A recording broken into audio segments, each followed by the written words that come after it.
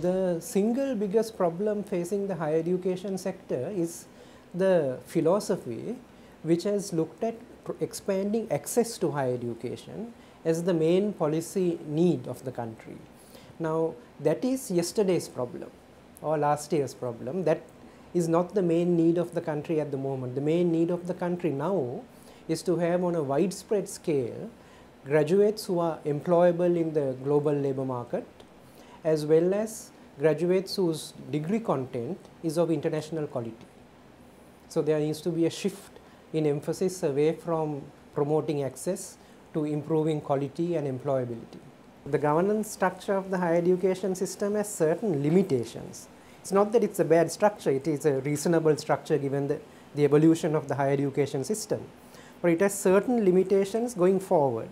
One is that the quality assurance and accreditation process currently is limited to public universities, and public universities which enroll students in their conventional degree programs or in the open universities distance education. So, the external degree programs are excluded, the whole alternative higher education sector of tertiary programs is excluded, the private higher education sector is not does not have a quality assurance and accreditation mechanism.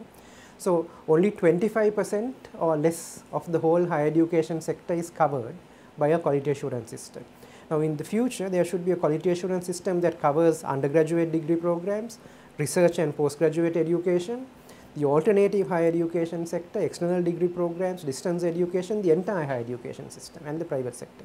Quality assurance is done by first having subject benchmarks, subject by subject you have certain benchmarks, certain protocols, processes, and then you have a peer reviewer system, both internal peer reviewers and external peer reviewers. Ideally, you should have a quality assurance board.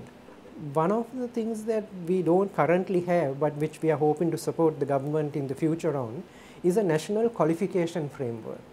The national qualification framework does several things. It helps you to understand in the whole system the levels of quality required and the benchmarking of subjects and of quality standards, whether in the undergraduate degree programs, postgraduate degree programs, professional courses, alternative higher education courses.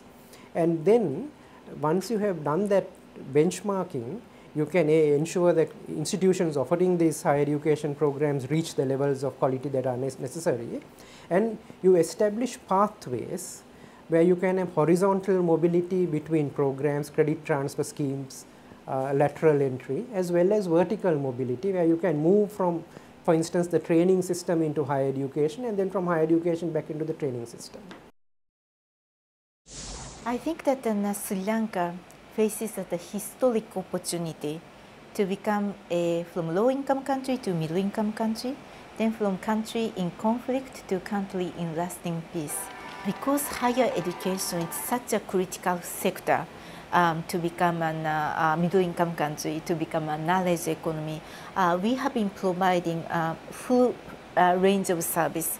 We have now 2 projects, one the general education, then the one higher education project. So in terms of lending, we have been continuously having project for Sri Lanka. Then we have just launched this higher education report. So in terms of knowledge, we also would like to provide some service to Sri Lanka, but more importantly, we would like to stay engaged with this sector with lending and knowledge service, and particularly through knowledge service, we would like to participate in the public debate. We would like to nurture the public debate because it's important for everybody in this country to participate in this policy debate, where the higher education should go and how this sector can and should contribute to the future of the Sri Lanka. So through those activities, we would like to actually encourage the public policy debate of the higher education in Sri Lanka.